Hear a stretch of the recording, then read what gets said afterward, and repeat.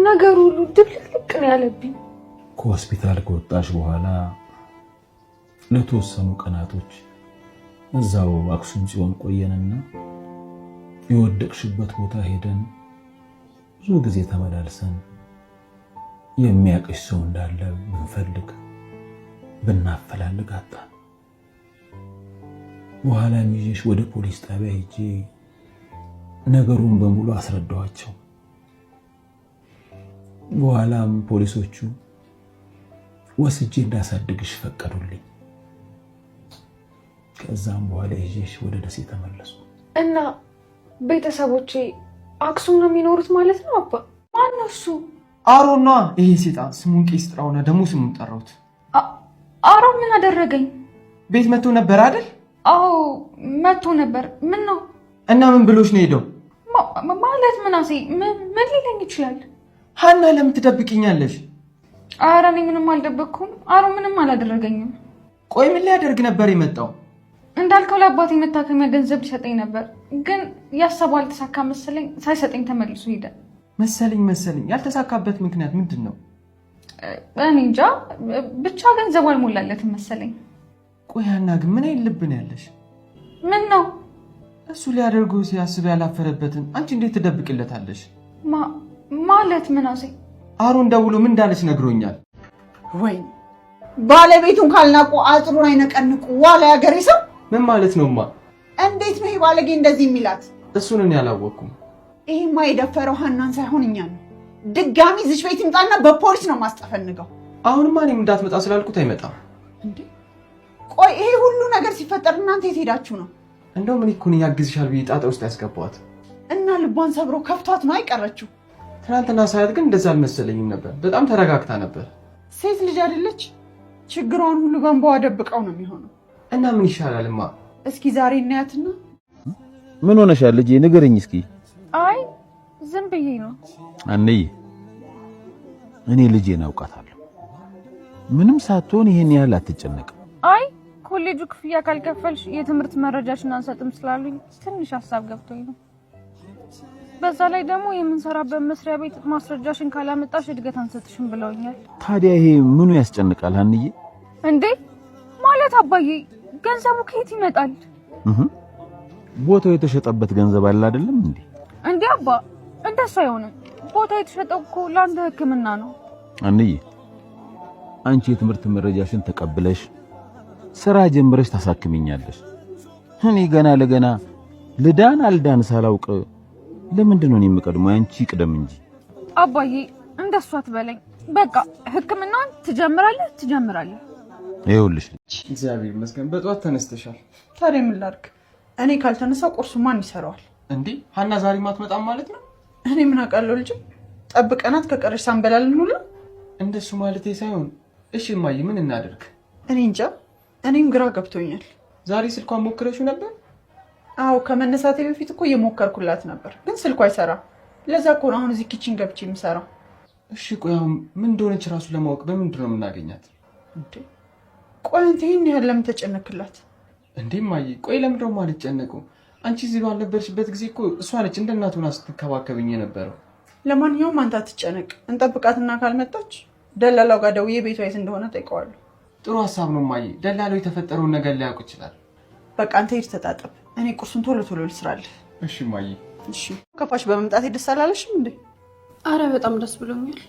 እና ታዲያ ምነው ፊትሽ እንደዚህ ጭፍግግ አለ? ምንም አልሆንኩ። ይሄ እንኳን ደህና መጣሽ።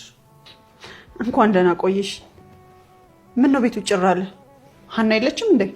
ሀና አልመጣችም። ለሷ እየደወልኩ እኮ ነው፣ ስበሳጨ ነበር። ለምን? ምን አበሳጭሽ? መጀመሪያ ስደውልላት አታነሳም። አሁን ደግሞ ጭራሽ ይባስ ብላ ስልኩን ዘግተዋለች። ምን ሆናችኋል? ምንም አልሆንም። ሰላምዬ ይሄኔ ተናግረሻት ነው አይደል?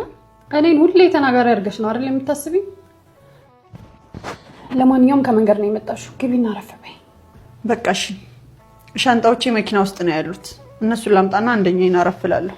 ችግር የለውም፣ እኔ አመጣቸዋለሁ። አንቺ ቁጭ በይ። ውይ የኔ ልጅ ተባረኪ። በቃ ሂጂና ሾፌሩን አግሹ። እሺ ማይ። ሰላም ውድና የተከበራችሁ የቻናሌ ቤተሰቦች እንኳን ወደ ቻናሌ በሰላም መጣችሁ። ለቤቴ አዲስ ሆናችሁ ሰብስክራይብ ማድረግ እንዳትረሱ። ዛሬ እንግዲህ በሚገርም ሁኔታ ኖላዊ ተከታታይ ድራማ ክፍል 12 የሚገራርሙ የተደበቁ ሚስጥሮችን እየገለጠ ተከስቷል። የሀና አባት ከአብራኩ የተወለደች ልጁ እንዳልሆነችና መንገድ ላይ አግኝቶ ያሳደጋት ልጁ እንደሆነች ሁሉንም ነገር ፍርጥርጥ አድርጎ ለሀና ነግረዋታል። ምክንያቱም ሀና አባቷን ለማሳከም በጣም እየከፈለች ያለው መስዋዕትነት አለ። በዛ ላይ ደግሞ የጤና ሁኔታቸው ከቀን ወደ ቀን ህመማቸው እየበዛ ስለሆነ ምናልባትም ድንገት ይሄንን ሚስጥር ይዘው እስከ ወዲያኛው ቢያሸልቡ ሀና እውነተኛ ቤተሰቦቿን ለማግኘት በጣም ትቸገራለች። እውነቱን አሁን አባቷ ነግሯት ካላረፈ፣ ሲቀጥል ደግሞ ለህሊናውን በጣም የከበደው ይመስላል። የሀና አባት ይህንን ሚስጥር ተሸክሞ መኖሩ በጣም የከበደው ይመስላል። ሌላው ደግሞ አሁን በስላለች፣ ሁሉንም ነገር ማገናዘብ ትችላለች፣ ክፉን ደጉን ታውቃለች፣ እውነቱን ብነግራት መቋቋም ትችላለች ብሎ ስላሰበ ያለውን ሁሉ እውነት ለሀና ነግሯታል። በሚያሳዝን ሁኔታ ግን ሀና በጭራሽ ልትቀበለው አልቻለችም። ምክንያቱም የከፈለላት መስዋዕትነት አለ። ከልጅነቷ ጀምሮ ምንም ትውስታ የለም። ከሌላ ቤተሰቦቿ ጋር እንኳን እንደነበረች የምታውቀው አንድ ትውስታ የለም። እና አባቴ እንዴት ነው እኔ ትውስታ እንኳን የሌለኝ? እኔ ትልቅ ሆኜ ከሆነ አንተ ያገኘኸኝ እንዴት ትውስታዬን ላጣ ቻልኩ? እንዴት አንድ ነገር እንኳን አላስታውስም ከዛ በፊት የነበርኩበትን ህይወት ስትለው አባትዬ ሁሉን ነገር ነገራት። እሱ ሲያገኛት መንገድ ላይ ወድቃ ጭንቅላቷ ደም በደም ሆኖ እንደተገኘና ሆስፒታል ይዘዋት ሲሄድ ከዚህ በፊት የነበረውን ትውስታዋን በጭራሽ ልታስታውስ አትችልም። ያ ማለት ግን ወደፊት ያለው ህይወቷ ማስታወስ አትችልም ማለት አይደለም። ግን ከዚህ በፊት የነበረውን ትውስታዋን ተነጥቃለች ብሎ ሁሉንም ነገር ዶክተሩ ነገረው ለአባትየው፣ ላሳደጋት አባት። ከዛ ቀን ጀምሮ ነበረ ከመንገድ ላይ አንስቶ ያሳደጋት። በሌላ በኩል ደግሞ የሰላም እናት የሰላምና የምናሴ እናት ከቱርክ መጣለች።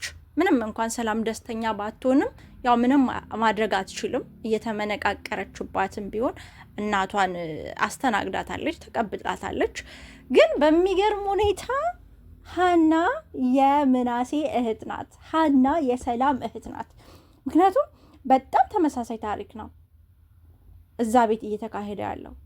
የሰላም እናት ከ16 ዓመት በፊት እዛ ጽዮን ማርያም ልታነግስ ሄዳ ልጇ ኬክ ግዢልኝ ስትል የሆነ ቦታ ላይ ልጇን አስቀምጣ ሱቅ ሄዳ ኬክ ይዛ ስትመጣ እዛ ቦታ ላይ ልጇን አጣቻት።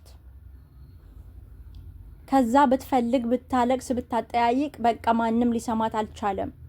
እዛ ጋር ያለው ታሪክ ይሄ ነው። የጠፋችባት ልጇ ሁሌ ፎቶ እያነሳች አቅፋ የምታለቅስላት ልጇ ማለት ማናት?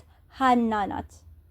ምንም እንኳን ትክክለኛ እናቷ ያወጣችላት ስም ሀና ባይሆንም ሀና ናት። የሀና ታሪክ ሀና ደግሞ የተገኘችው እዛ አሁን የሚያሳድጋት አባቷ ጽዮን ማርያም በሚነክስበት በ21 ከ16 ዓመት በፊት በ21 ተሳፋሪዎችን ይዞ እሱ የአይሱዙ ሹፌር ነበረ።